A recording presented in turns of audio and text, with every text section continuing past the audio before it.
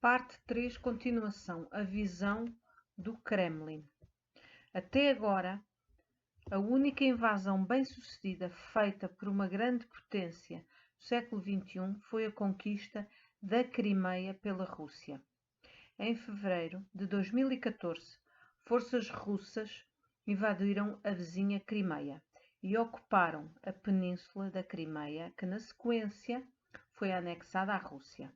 Quase sem combate, a Rússia ganhou um território estrategicamente vital, infligiu medo aos seus vizinhos e restabeleceu-se como uma potência mundial. No entanto, essa conquista deveu-se a uma combinação extraordinária de circunstâncias. Nem o exército ucraniano nem a população local ofereceram muita resistência aos russos, enquanto outras potências evitaram interferir diretamente na crise. É difícil que essas circunstâncias se reproduzam em outra parte do mundo.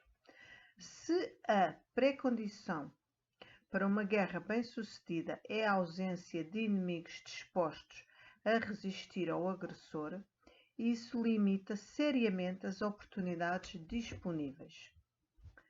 De facto, quando a Rússia buscou repetir o seu sucesso na Crimeia em outras partes da Ucrânia, encontrou uma oposição bem mais vigorosa e a guerra na Ucrânia Oriental acabou atolando num impasse. Pior ainda, do ponto de vista de Moscovo, a guerra atiçou sentimentos russos na Ucrânia e transformou o país, antes aliado, em inimigo. Assim como o sucesso na Primeira Guerra do Golfo tentou os Estados Unidos a se envolverem ainda mais no Iraque.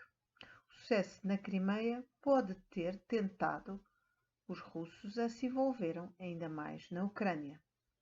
Tomadas como um todo, as guerras da Rússia no Cáucaso e na Ucrânia, no início do século XXI, dificilmente podem ser descritas como bem-sucedidas, ainda que tenham aumentado o prestígio da Rússia como uma grande potência, também aumentaram a desconfiança e a animosidade em relação a ela. E em termos económicos têm sido um empreendimento sem retorno. As estâncias turísticas na Crimeia e as decrépitas fábricas da era soviética em Lugansk e Donetsk dificilmente compensam o custo de financiar a guerra e certamente não cobrem os custos da fuga de capital e das sanções internacionais. Para constatar as limitações da política russa, basta comparar o imenso progresso da pacífica China nos últimos 20 anos com a estagnação económica da vitoriosa Rússia no mesmo período. Não obstante as bravatas de Moscovo, a elite russa provavelmente está bem consciente dos verdadeiros custos e benefícios das suas aventuras militares, razão pela qual tem sido até agora muito cautelosa para que não haja uma escalada. A Rússia tem seguido o princípio do valentão na escola. Escolhe o garoto mais fraco, mas não bata demais nele para que o professor não intervenha. Se Putin tivesse conduzido suas guerras no espírito de Stalin, Pedro o Grande ou Gengis Khan, os tanques russos teriam investido sobre Tbilisi ou Kiev, se não sobre Varsóvia ou Berlim. Mas Putin não é Gengis nem Stalin. Ele parece saber melhor que ninguém que o seu poder militar não pode ir longe no século XXI e que travar uma guerra bem-sucedida significa travar uma guerra limitada. Mesmo na Síria, apesar da brutalidade dos bombardeios aéreos, Putin tem tido o cuidado de minimizar os rastros de presença russa, deixando que outros combatam seriamente e impedindo que a guerra se estenda a países vizinhos. De facto, do ponto de vista da Rússia, todos os seus movimentos supostamente agressivos nos anos recentes não foram manobra de abertura de uma nova guerra global, e sim uma tentativa de dar suporte a defesas expostas. Os russos podem alegar que após suas retiradas pacíficas no final da década de 1980 e início da de 1990, eles foram tratados como um inimigo derrotado. Os Estados Unidos e a OTAN aproveitaram-se da fraqueza russa e, apesar de terem prometido o contrário, expandiram a OTAN para a Europa Oriental e até mesmo para as antigas repúblicas soviéticas. O Ocidente continuou ignorando os interesses russos no Oriente Médio. Invadiu a Sérvia e o Iraque sob pretextos duvidosos e, de modo geral, deixou muito claro para a Rússia que ela só poderia contar com o seu próprio poder militar para proteger a sua esfera de influência das incursões ocidentais.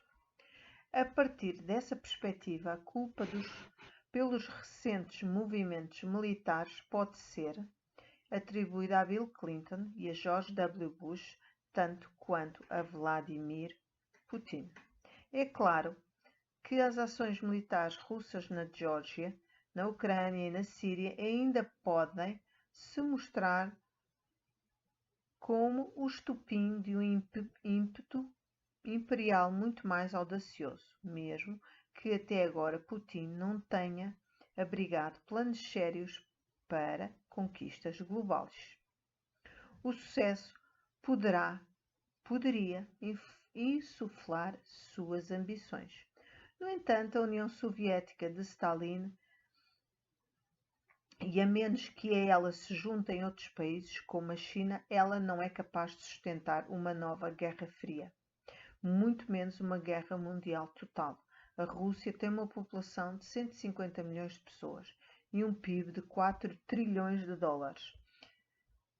Tanto em população quanto em produção, fica muito abaixo dos Estados Unidos, 325 milhões de pessoas e 19 trilhões de dólares, e da União Europeia, 500 milhões de pessoas e 21 trilhões de dólares. Juntos, Estados Unidos e União Europeia têm uma população 5 vezes maior que a da Rússia e 10 vezes mais dólares.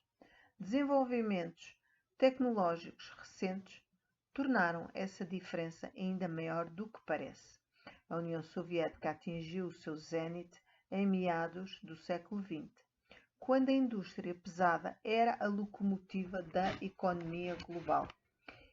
E o sistema centralizado soviético se destacava na produção em massa de tratores, caminhões, tanques e mísseis intercontinentais. Hoje a tecnologia da informação e a biotecnologia são mais importantes que a indústria pesada. Mas a Rússia não sobressai nenhuma das duas. Embora tenha capacidade impressionante para a guerra cibernética, ela carece de um setor TI civil. E sua economia baseia-se esmagadoramente em recursos naturais, em especial petróleo e gás.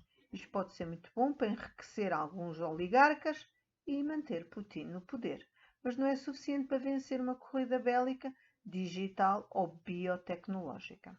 Assim, mais importante, a Rússia de Putin carece de uma ideologia universal. Durante a Guerra Fria, a União Soviética se apoiava no apelo global do comunismo tanto quanto no alcance global do Exército Vermelho. O putinismo, ao contrário, tem pouco a oferecer aos cubanos, aos vietnamitas ou aos intelectuais franceses. O nacionalismo autoritário realmente pode estar se espalhando pelo mundo, mas, por a sua natureza, ele não conduz ao estabelecimento de blocos internacionais coesos. Enquanto o comunismo polaco e o comunismo russo estavam ambos comprometidos, ao menos em teoria, com interesses universais da classe trabalhadora internacional, O nacionalismo polaco e o nacionalismo russo estão, por definição, comprometidos com interesses opostos. Se a ascensão de Putin inflama o ressurgimento do nacionalismo polaco, ela também intensifica os sentimentos anti-russos na Polónia. Por isso, a Rússia embarcou numa campanha global de desinformação e subversão que visa fragmentar a OTAN e a União Europeia, mas não parece provável que esteja prestes a embarcar numa campanha de conquista territorial.